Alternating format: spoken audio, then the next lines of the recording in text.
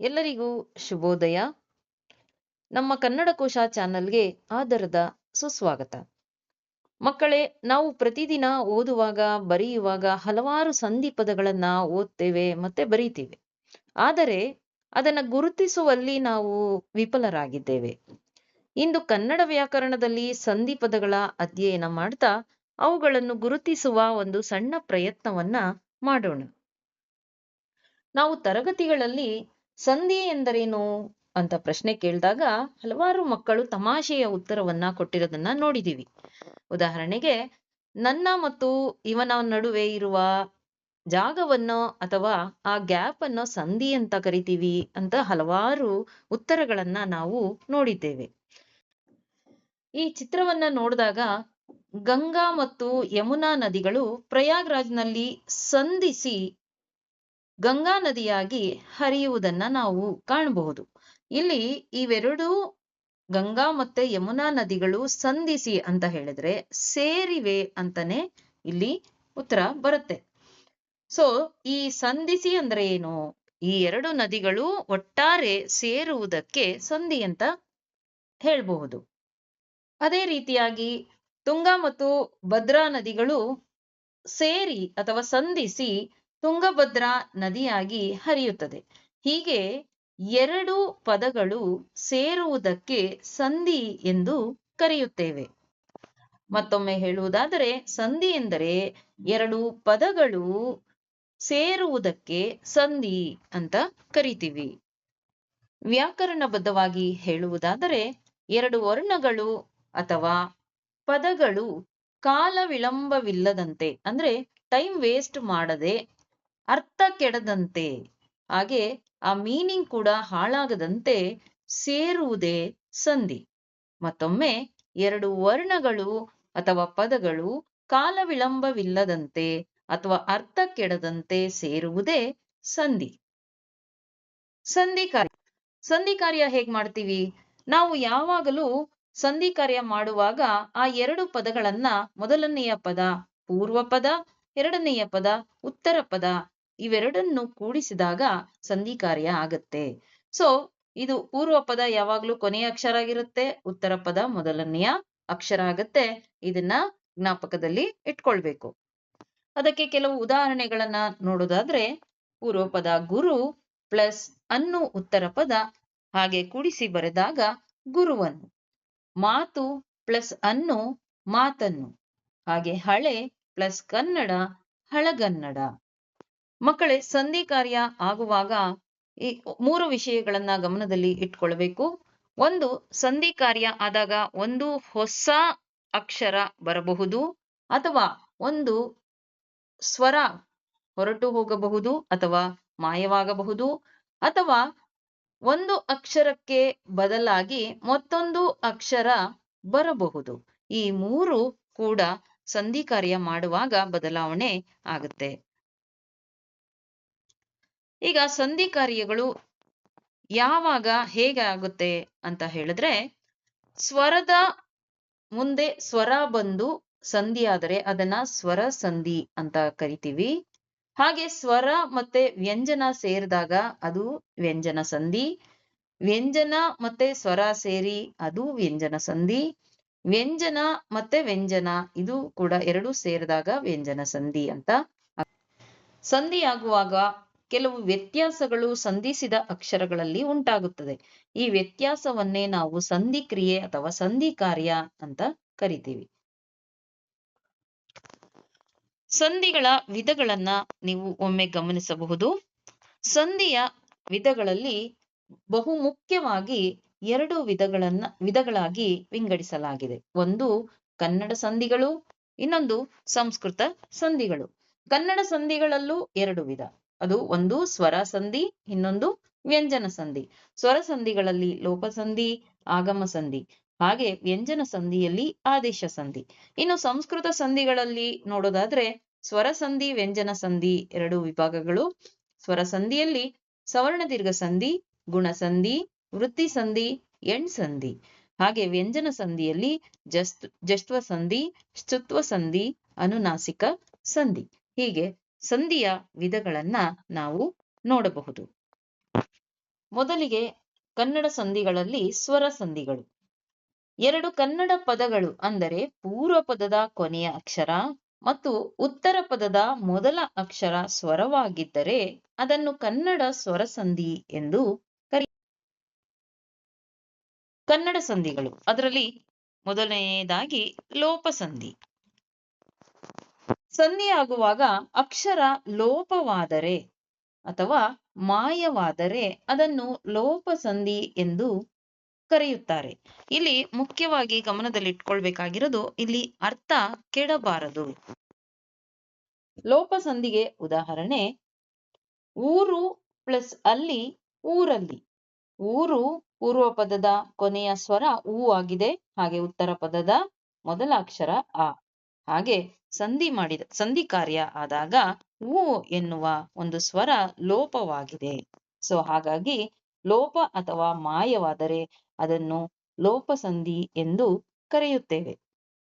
ಮತ್ತಷ್ಟು ಉದಾಹರಣೆಗಳು ಬೇರೆ ಪ್ಲಸ್ ಒಬ್ಬ ಬೇರೊಬ್ಬ. ಇಲ್ಲಿ ಎ ಪೂರ್ವ ಪದದ ಎ ಅಕ್ಷರ ಹಾಗೆ ಉತ್ತರ ಪದದ ಓ ಅಕ್ಷರ ಇವೆರಡರ ಸಂಧಿ ಕಾರ್ಯ ಆದಾಗ ಎ ಅಕ್ಷರ ಲೋಪವಾಗಿದೆ. ಅಲ್ಲಿ ಪ್ಲಸ್ ಅಲ್ಲಿ ಅಲ್ಲಲ್ಲಿ. ಅಲ್ಲಿ ಅನ್ನುವ ಈ ಸ್ವರ ಹಾಗೆ ಇಲ್ಲಿ ಲೋಪವಾಗಿರುವುದನ್ನ ನಾವು ಕಾಣಬಹುದು. ಇನ್ನು ಎರಡನೆಯ ಸಂಧಿ ಆಗಮ ಸಂಧಿ. ಇಲ್ಲಿ ಸಂಧಿಯೇ ಹೇಳುವಂತೆ ಒಂದು ಹೊಸ ಅಕ್ಷರ ಆಗಮವಾಗುವುದಕ್ಕೆ ಅಥವಾ ಬರುವುದಕ್ಕೆ. ನೋಡಿ, ಸಂಧಿ ಆಗುವಾಗ ಒಂದು ಅಕ್ಷರ ಹೊಸದಾಗಿ ಬಂದರೆ ಅದನ್ನು ಆಗಮ ಸಂಧಿ ಎಂದು ಕರೆಯುತ್ತೇವೆ. ಇಲ್ಲಿ ಯಕಾರ ಅಥವಾ ವಕಾರ ಆಗಮವಾಗಿ ಬರುತ್ತೆ. ಯಕಾರಾಗಮ ಸಂಧಿಗೆ ಉದಾಹರಣೆ ಪೂರ್ವ ಪದ ಕೈ, ಉತ್ತರ ಪದ ಅನ್ನು ಸಂಧಿ ಕಾರ್ಯ ನಡೆದಾಗ ಕೈಯನ್ನು.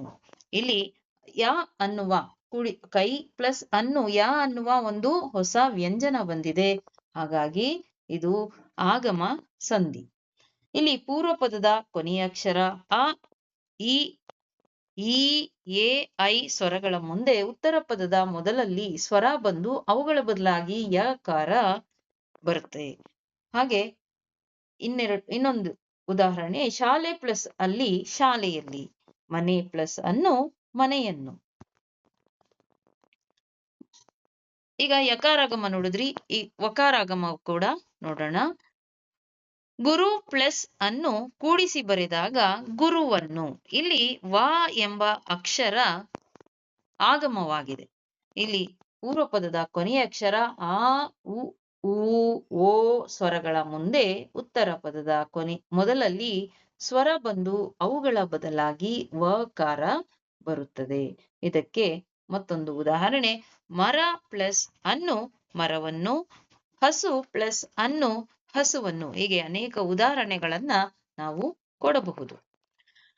ಕನ್ನಡದಲ್ಲಿ ವ್ಯಂಜನ ಸಂಧಿ ಅಂತ ಕರೆಯಲ್ಪಡುವಂಥದ್ದು ಆದೇಶ ಸಂಧಿ. ಆದೇಶ ಸಂಧಿ ಕೂಡ ಅದರ ಹೆಸರೇ ಹೇಳುತ್ತೆ, ಒಂದಕ್ಕೆ ಬದಲಾಗಿ ಮತ್ತೊಂದು. ಅಂದ್ರೆ ಖ, ಚ, ಟ, ತ, ಪ ಗಳಿಗೆ ಆದೇಶವಾಗಿ ಗ, ಜ, ಡ, ದ, ಬಗಳು ಬರುವಂತದ್ದು. ಸೊ ಸಂಧಿ ಆಗುವಾಗ ಒಂದು ಅಕ್ಷರದ ಬದಲಿಗೆ ಮತ್ತೊಂದು ಅಕ್ಷರ ಬಂದರೆ ಅದನ್ನು ಆದೇಶ ಸಂಧಿ ಎಂದು ಕರೆಯುತ್ತೇವೆ. ಸೊ ಹಾಗೆ ಇಲ್ಲಿ ಈ ಕ, ಚ, ಟ, ತ, ಪ ಗಳಿಗೆ ಗ, ಜ, ಡ, ದ, ಬಗಳು ಆದೇಶವಾಗಿ ಬರುವುದು.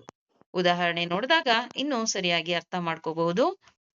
ಹುಲ್ಲು ಪ್ಲಸ್ ಕಾವಲು ಹುಲ್ಲುಗಾವಲು. ಇಲ್ಲಿ ಕ ಎಂಬ ಉತ್ತರ ಪದದ ಮೊದಲ ವ್ಯಂಜನಕ್ಕೆ ಸಂಧಿ ಕಾರ್ಯ ಆದಾಗ ಗ ಎಂದು ಬದಲಾಗಿರುವುದು. ಮತ್ತೊಂದು ಉದಾಹರಣೆ ಮೈ ಪ್ಲಸ್ ತೊಳೆ ಮೈದೊಳೆ. ಇಲ್ಲಿ ತಾಗೆ ಬದಲಾಗಿ ದ ಎಂದು ಬಂದಿರುವುದು. ಹೂ ಪ್ಲಸ್ ಪುಟ್ಟಿ ಹೂ ಬುಟ್ಟಿ. ಇಲ್ಲಿ ಪಾಗೆ ಬದಲಾಗಿ ಬ ಆದೇಶವಾಗಿ ಬಂದಿದೆ. ನೀರ್ ಪ್ಲಸ್ ಪನಿ ನೀರ್ವನಿ. ಇಲ್ಲಿ ಪ ಅಕ್ಷರಕ್ಕೆ ಬದಲಾಗಿ ವ ಅಕ್ಷರ ಆದೇಶವಾಗಿ ಬಂದಿದೆ. ಸೊ ಪ ಬ ಮ ವ್ಯಂಜನಗಳಿಗೆ ಮ ವ್ಯಂಜನ ಕೂಡ ಬರುವ ಅವಕಾಶ ಉಂಟು. ಇನ್ನು ಸಂಸ್ಕೃತ ಸಂಧಿಗಳಲ್ಲಿ ಸಂಸ್ಕೃತ ಶಬ್ದಗಳು ಪರಸ್ಪರ ಸೇರಿ ಸಂಧಿಯಾಗುವಾಗ ಸ್ವರಕ್ಕೆ ಸ್ವರ ಸೇರಿ ಆಗುವ ರೂಪ ಸಂಸ್ಕೃತ ಸ್ವರ ಸಂಧಿಗಳು. ಸಂಸ್ಕೃತ ಸ್ವರ ಸಂಧಿಗಳಲ್ಲಿ ಮೊದಲಿಗೆ ಸವರ್ಣ ದೀರ್ಘ ಸಂಧಿ. ಸವರ್ಣ ಹೆಸರೇ ಹೇಳುವಂತೆ ಅದರದೇ ವರ್ಣ ದೀರ್ಘವಾಗಿ ಬರುವುದು. ಎರಡು ಸವರ್ಣ ಪದಗಳ ಅಂದರೆ ಅ, ಆ, ಇ, ಈ, ಉ, ಊ, ಎ, ಏ, ಒ, ಊ ಈ ಸ್ವರಗಳ ನಡುವೆ ಸಂಧಿ ಕಾರ್ಯ ನಡೆದಾಗ ಅವುಗಳ ಸ್ಥಾನದಲ್ಲಿ ಅದೇ ವರ್ಣದ ದೀರ್ಘ ಸ್ವರ ಬರುವುದಕ್ಕೆ ಸವರ್ಣ ದೀರ್ಘ ಸಂಧಿ ಎಂದು ಹೆಸರು. ಉದಾಹರಣೆ ದೇವ ಪ್ಲಸ್ ಅಸುರ ದೇವಾಸುರ. ಇಲ್ಲಿ ಅದರದೇ ವರ್ಣದ ದೀರ್ಘ ಆ ಬಂದಿರುವಂತದ್ದು. ಎರಡನೇ ಉದಾಹರಣೆ ಗಿರಿ ಪ್ಲಸ್ ಈಶ ಗಿರೀಶ. ಇಲ್ಲಿ ಕೂಡ ಈಗೆ ಬದಲಾಗಿ ಈ ಕೂಡಿಸಿ ಬರೆದಾಗ ಇಲ್ಲಿ ಗಿರಿ ಅಂತ ಇದೆ, ಇಲ್ಲಿ ಈಶ ದೀರ್ಘ ಸ್ವರ ಬಂದಿರುವಂತದ್ದು. ಗುರು ಪ್ಲಸ್ ಉಪದೇಶ ಗುರೂಪದೇಶ. ಇಲ್ಲಿ ಕೂಡ ಊ ಎಂಬ ಒಂದು ಸ್ವರಕ್ಕೆ ಅದರದೇ ವರ್ಣದ ಊ ದೀರ್ಘವಾಗಿ ಬಂದಿರುವಂತದ್ದು. ಇನ್ನು ಗುಣಸಂಧಿ.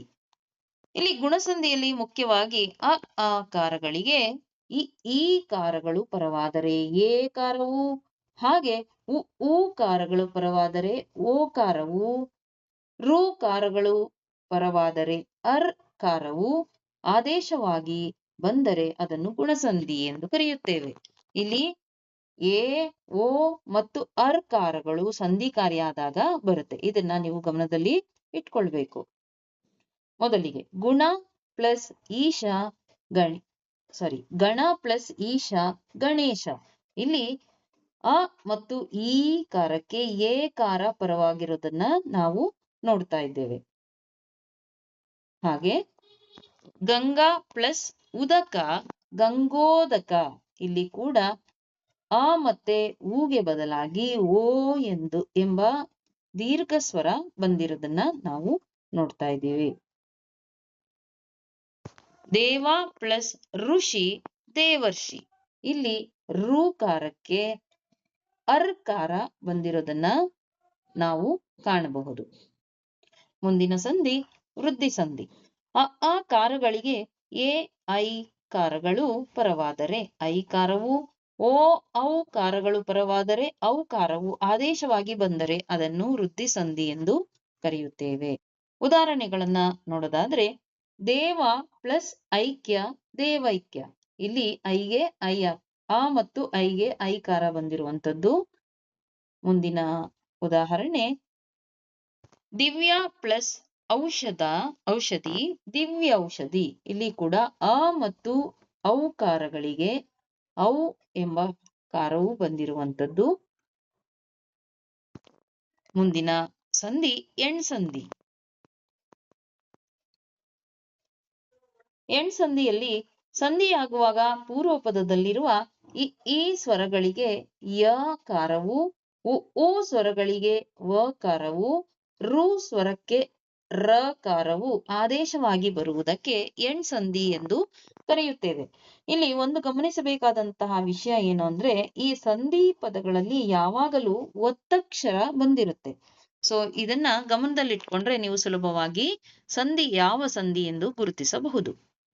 ಎಣ್ಸಂಧಿಗೆ ಉದಾಹರಣೆ ಇತಿ ಪ್ಲಸ್ ಆದಿ ಇತ್ಯಾದಿ. ಇಲ್ಲಿ ಈ ಮತ್ತು ಆ ಅಕ್ಷರಕ್ಕೆ ಯ ಎಂಬ ಕಾರ ಬಂದಿರುವಂತದ್ದು ಮತ್ತೆ ಇಲ್ಲಿ ಒತ್ತಕ್ಷರವನ್ನ ನಾವು ನೋಡಬಹುದು. ಮತ್ತೊಂದು ಉದಾಹರಣೆ ಮನು ಪ್ಲಸ್ ಅಂತರ ಮನ್ವಂತರ. ಸೊ ಇಲ್ಲಿ ಕೂಡ ಉ ಮತ್ತೆ ಆಗೆ ವ ಕಾರ ಬಂದಿರುವಂತದ್ದು. ಅನಂತರ ಪಿತೃ ಪ್ಲಸ್ ಆರ್ಜಿತ ಪಿತ್ರಾರ್ಜಿತ. ಇಲ್ಲಿ ರು ಮತ್ತೆ ಆಗೆ ಬದಲಾಗಿ ರ ಕಾರ ಬಂದಿರುವಂತದ್ದು. ಇಲ್ಲಿ ಒತ್ತಕ್ಷರಗಳು ಬಂದಿರುವುದನ್ನ ಕೂಡ ನಾವು ಗಮನಿಸಬಹುದು. ಸಂಸ್ಕೃತ ವ್ಯಂಜನ ಸಂಧಿಗಳು. ಸಂಸ್ಕೃತ ಶಬ್ದಗಳು ಪರಸ್ಪರ ಸೇರಿಯಾಗುವ ರೂಪಗಳೇ ಸಂಸ್ಕೃತ ಸಂಧಿಗಳು. ಇಲ್ಲಿ ಸಂಸ್ಕೃತ ಸಂಧಿಗಳಲ್ಲಿ ಮೊದಲಿಗೆ ಜಶ್ತ್ವ ಸಂಧಿ. ಪೂರ್ವ ಪದದ ಕೊನೆಯಲ್ಲಿರುವ ಕ ಚ ಟ ಥ ಪ ಗಳಿಗೆ ಅದೇ ವರ್ಗದ ಮೂರನೇ ಗ ಜ ಡ ದ ಬ ವ್ಯಂಜನಗಳು ಆದೇಶವಾಗಿ ಬರುತ್ತವೆ. ಇದನ್ನ ಜಶ್ತ್ವ ಸಂಧಿ ಎಂದು ಕರೆಯುತ್ತೇವೆ. ನೀವು ಆದೇಶ ಸಂಧಿಯನ್ನ ನೋಡಿದಾಗ ಈ ಸಂಧಿ ಸುಲಭವಾಗುತ್ತೆ. ಆದೇಶ ಸಂಧಿಗೂ ಕ ಚ ಟ ತ ಪಗಳಿಗೆ ಗಜಡ ದವಗಳು ಬಂದಿವೆ. ಅದೇ ರೀತಿಯಾಗಿ ಜಶ್ತ್ವ ಸಂಧಿಗೂ ಕೂಡ ಕ ಚ ಟ ತ ಪಗಳಿಗೆ ಅದರದೇ ಮೂರನೆಯ ವರ್ಗದಲ್ಲಿರುವಂತಹ ಗಜಡದವಗಳು ಆದೇಶವಾಗಿ ಬಂದಿರುವುದನ್ನ ನಾವು ಗಮನಿಸಬಹುದು. ಜಶ್ತ್ವ ಸಂಧಿಯಲ್ಲಿ ಇನ್ನೊಂದು ಗಮನಿಸಬಹುದು ಏನು ಅಂದ್ರೆ ಇಲ್ಲಿ ಯಾವಾಗಲೂ ಪೂರ್ವ ಪದದ ಕೊನೆಯ ಅಕ್ಷರ ಅರ್ಧಾಕ್ಷರವಾಗಿರುತ್ತದೆ. ಅಂದ್ರೆ ಹಾಫ್ ಲೆಟರ್ ಆಗಿ ಬಂದಿರುತ್ತೆ. ಸೊ ಹಾಗಾಗಿ ಇದನ್ನ ಈಸಿಯಾಗಿ ನಾವು ಗುರುತಿಸಬಹುದು. ಸೊ ಇಲ್ಲಿ ವಾಕ್ ಪ್ಲಸ್ ದೇವಿ ವಾಗ್ದೇವಿ. ಸೊ ಕೂಡಿಸಿ ಬರೆದಾಗ ಖಗೆ ಬದಲಾಗಿ ಗ ಬಂದಿರುವಂತದನ್ನ ನಾವು ಗಮನಿಸಬಹುದು. ಹಾಗೆ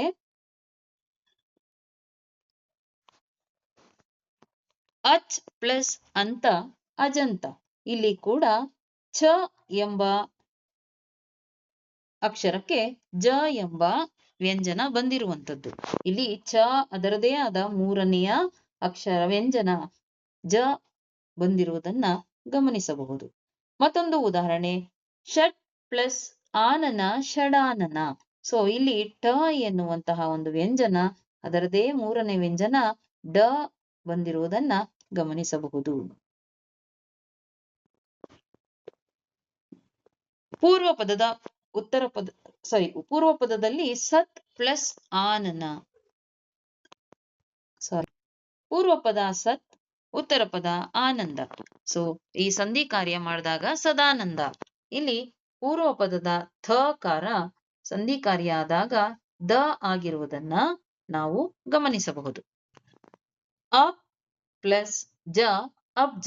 ಇಲ್ಲೂ ಕೂಡ ಪಗೆ ಬದಲಾಗಿ ಬ ಬಂದಿರುವುದನ್ನ ನೋಡುತ್ತೇವೆ.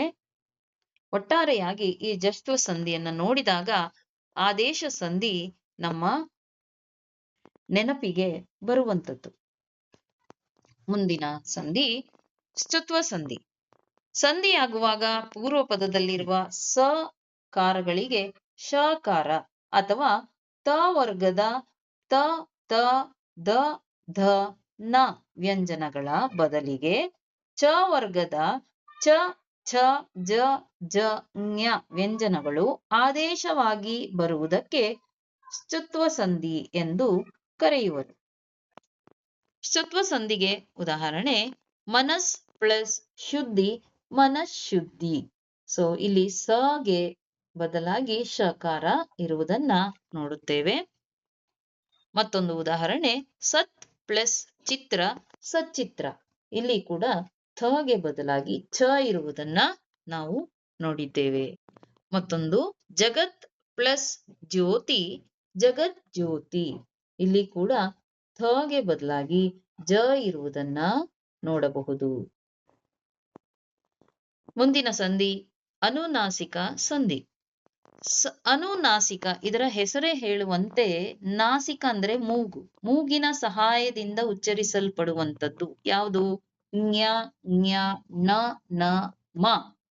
ಸೊ ಇಲ್ಲಿ ಅನುನಾಸಿಕಾಕ್ಷರಗಳ ಮೊದಲ ವರ್ಗ ಅಂದ್ರೆ ಕ ಚ ಟ ತ ಪ ಗಳಿಗೆ ಞ ಞ ಣ ನ ಮ ಬರುವುದು.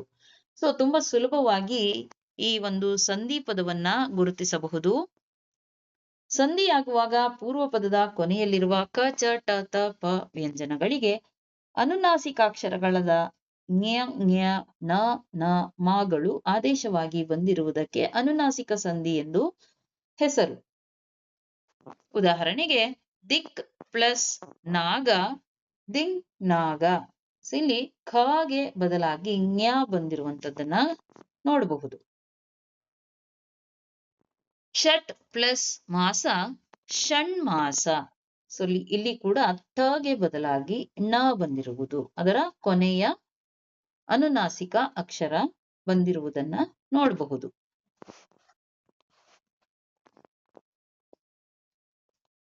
ಚಿತ್ ಪ್ಲಸ್ ಮೂಲ ಚಿನ್ಮೂಲ. ಇಲ್ಲಿ ಥ ಚಿತ್ ಅಂತ ಆಗಿದೆ.